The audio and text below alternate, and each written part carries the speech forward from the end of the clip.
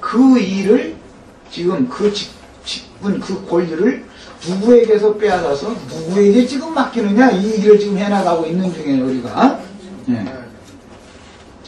자, 그래서 여호와의 사자라는 표현은 그리스도께서 천사로 나타난 모습이며 혹은 사람의 모습으로도 나타납니다.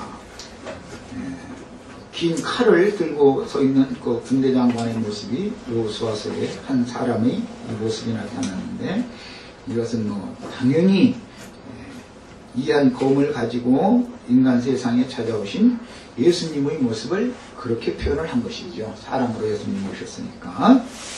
자, 그래가지고 하나님의 말씀으로 모세에게 또는 여호수아에게 그때 당시 필요한 어떤 사명을 맡기시는 것을 그림으로 이렇게 그려줄 때는 반드시 네에 선 곳이 거룩한 곳이니 너는 내 앞에서 네 발에서 신을 벗어라.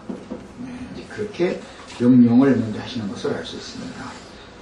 그러면 왜 신을 벗으라고 그러는지는 이제 지금 좀 찾아가는 거예요. 인용한 말씀에서 신의 산 똘기나무 불꽃 가운데 임하신 여호와의 사자께서 모세를 불려서 그분의 사명을 맡기시는 군부를 명하시는 장면인데,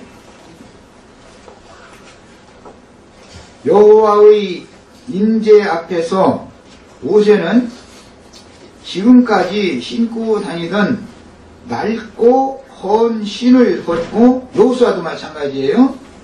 주님의 군부를 분명해야 했습니다.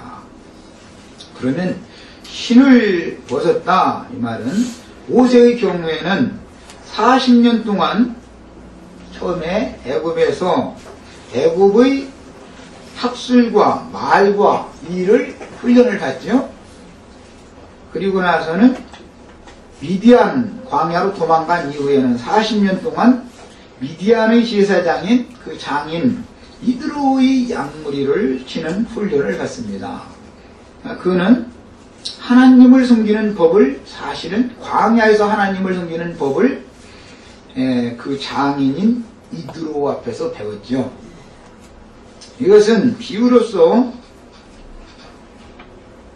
야곱의 장인이 되는 라반의 집에서 야곱이, 모세는 40년이지만 야곱은 20년 동안 중사리를 하면서 거기에서 라반의 양을 치는 훈련을 했죠.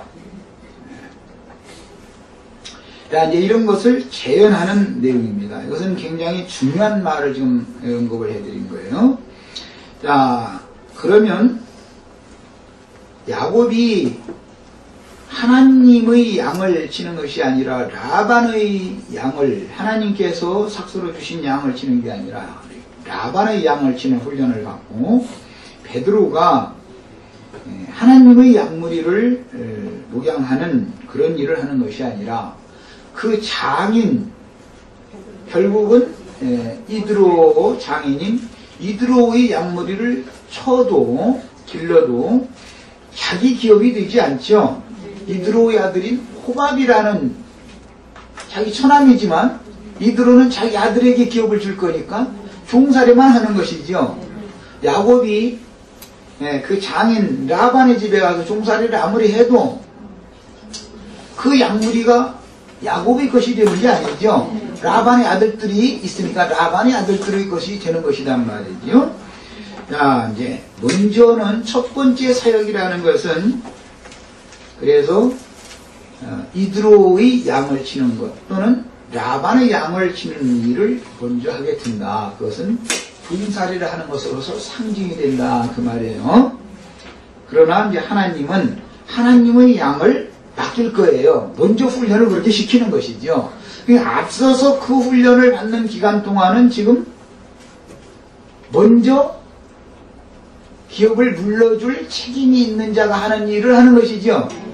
반드시 우리 형제 자매들 신앙생활을 하면 이 세상의 웅학 선생들에게 반드시 먼저 부침을 받게 마련입니다. 그들은 땅에 속한 기업을 미리 받은 자들이기 때문에 성도들에게 뭘 가르치냐면 땅의 일을 자꾸 가르치게 마련이에요.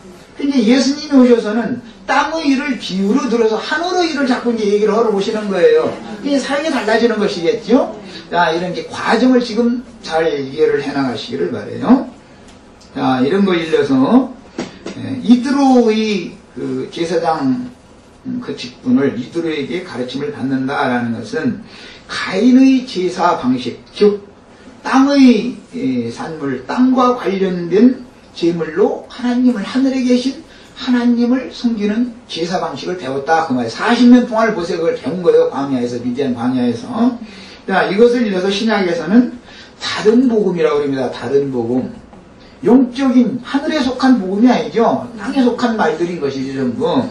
예수님이 내가 땅의 일을 말해도 너희가 알아듣지 못하는데 하늘의 일을 말하면 너희가 어떻게 알아듣겠느냐. 이제 이 말씀하신 거는 이런 데서 비유가 이제 그런 것을 종합적으로 요약해서 하신 말씀입니다. 그러니까 지금 세상교회에서 미리 주의 보내심을 받은 증인들보다 앞서 와서 그 일을 행하는 자들은 사실은 다 절도요. 그게 강도들인데 본인들이 생각할 때는 내가 절도짓을 하고 강도짓을 한다고는 절대 생각하지 않지요. 하나님을 위해서 충성하고 생명까지 바친 사람들이고 자기네들이 이제 죽은 다음에는 이 땅에서 이제 기업 다 받고 죽은 다음에도 또 가서 뭐 영광의 기업을 또 받는다. 이제 지금 이렇게 생각하고서 열심을 내는 것이죠. 야, 그렇게 하게 하시는 것도 그럼 알고 보면 하나님의 일이다 이 말이에요. 그렇겠죠. 모세를 미디안 광야에 가서 미디안 제사장에게 하나님을 섬기는 법을 배우고 양무리를 치는 법을 배우게 하신 것이 누가 그렇게 한 거예요? 하나님을. 야곱을 외삼촌 댁에 받던 아람으로 보낸 것이 누가 보낸 거예요? 하나님이 보내신 거예요. 이것을 믿으셔야 돼요. 그래서 사회라는 반드시 두 단계가 있는 거예요. 언제나 그러는 거예요. 문제는 이제 여기에서 나오는 것이 문제다 이 말이죠. 예. 야곱의 그 딸들과 야곱의 딸들의 그 종들과 그들의 몸에서 나온 그때 당시는 11아들과 한 딸이 있었죠. 예. 이제 하나는 이제 그래서 나온 다음에 노중에서 이제 마지막 막둥이는 낳게 되니까 야곱이 라반 집에서 11아들과 한 딸과 4아내와 2떼의 우양의 무리를 이끌고 나오는 것이 뭐예요? 나오는 것이 예, 이제 더 이상 죄에게 세상에게 율법의 저주에게 종노릇을 하지 않고 해방받는 것을 상징하는 말이다 이 말이에요. 자, 그래서 그 사역권 안에 여전히 남아있다라는 것은 최종적으로 율법의 저주에서 벗어난 사람이 아니다라는 것을 반증하는 것이다. 그러니까 이제 저를 만나면은 아까 제가 무슨 이제 저 사람 말이야. 아이고 저 사람 처자자 이혼했대. 이제 이런 말 함부로 하지 말라고 그러는데 그렇다 해가지고 또 그럼 나영재님은 이혼해도 된다고 가르쳤다. 또 이렇게 난 이혼해도 된다고 한 것이 아니라 삐죽거리지를 말라고 그런 것이 이혼해도 된다고는 안 했어요. 그걸 보고 경계를 삼아라. 나도 내 가정관리를 내 잘못하면은 파경에까지 얼마든지 누구나 올 위험이 있는데 그런 것을 얼마만큼 위기관리를 슬기롭게 잘해가지고 내가 남을 볼 때 그 볼상이 안 좋아가지고 함부로 말을 한 것처럼 내가 그걸 동일한 짓을 한다면 내가 삐삐쭈거리던 소리를 내가 또 다른 사람들한테 듣지 않겠는가 이걸 생각해서 위기관리를 잘 하라. 나는 이런 뜻으로 말씀드린 것이지 뭐 아까 내가 지금 마음에 걸려서 그래요. 저 시간에 그러니까 이혼했대 이런 소리 함부로 이렇게 함부로 하지 말라 이렇게 해놔가지고 성경을 원칙을 말하자면 하나님이 짝지어주면 사람이 나눌 수 없다고 그랬고 분방을 하는 것도 특별히 기도를 위하여 하나님을 만나는 그런 간절한 소원을 가지고 있는 동안만 오늘날 그 분방을 뭐라고 그러더라? 별거 생활에 들어가